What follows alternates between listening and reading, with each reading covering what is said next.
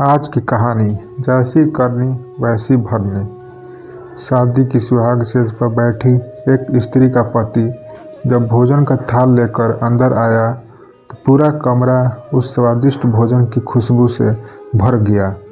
रोमांचित उस स्त्री ने अपने पति से निवेदन किया कि माँ जी को भी यही बुला लेते तो हम तीनों साथ बैठकर भोजन करते। पति ने कहा, छोड़ो उन्हें, वो खाकर सो गई होगी, आओ हम साथ में भोजन करते हैं प्यार से। उस स्त्री ने पुनः अपने पति से कहा कि नहीं, मैंने उन्हें खाते हुए नहीं देखा है। तो पति ने जवाब दिया, क्यों तुम जिद कर रही हो, शादी के कार्यों से थक गई होगी इसलिए सो गई होगी, नींद टूटेगी तो खुद भोजन कर लेगी, तुम आओ हम प्यार से खाना खाते हैं।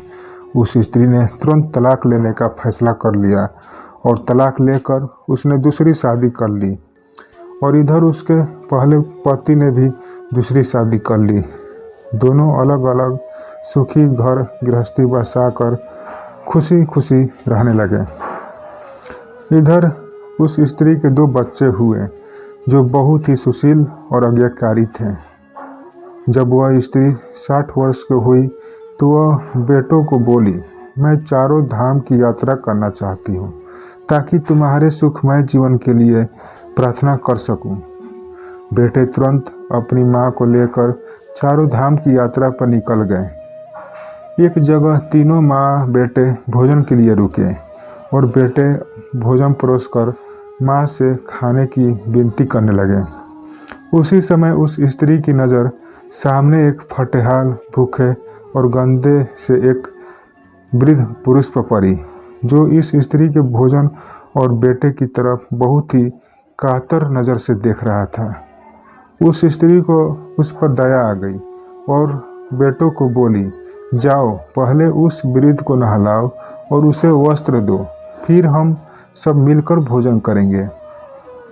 बेटे जब उस वृद्ध को नहलाकर कपड़े पहनाकर उसे उस स्त्री के सामने लाए तो वह स्त्री आश्चर्यचकित रह गई। वह वृद्ध वही था जिसने उसने शादी की सुहाग रात को ही तलाक ले लिया था। उसने उससे पूछा कि क्या हो गया जो तुम्हारी हालत इतनी दयनीय हो गई। तो उस वृद्ध ने नज़र झुका के कहा कि सब कुछ होते ही मेरे बच्चे मुझे भोजन नहीं देते थे, मेरा तिरस्कार करते थे, मुझे घर से बाहर निकाल दिया। उस स्त्री ने उस वृद्ध से कहा कि इस बात का अंदाज़ा तो मुझे तुम्हारे साथ सुहाग रात को ही लग गया था, जब तुम पहले अपनी बूढ़ी माँ को भोजन कराने के बजाय उस तो स्वादिष्ट भोजन की थाल को लेकर मेरे कमरे में आ गए और मेरे बार बार कहने के बावजूद भी आपने अपनी माँ को तिरस्कार किया। उसी का फल आज आप भोग रहे हैं।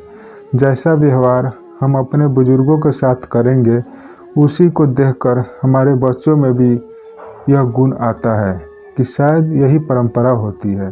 सदैव माँ बाप की सेवा ही हमारा दायित्व बनता है। जिस घर में माँ बाप हंसते हैं वही प्रभु बसते हैं। दोस्तों, स्टोरी अच्छी लगी तो चैनल को सब्सक्राइब एंड लाइक ज़रूर कर दीजिएगा। Bye bye, thank you.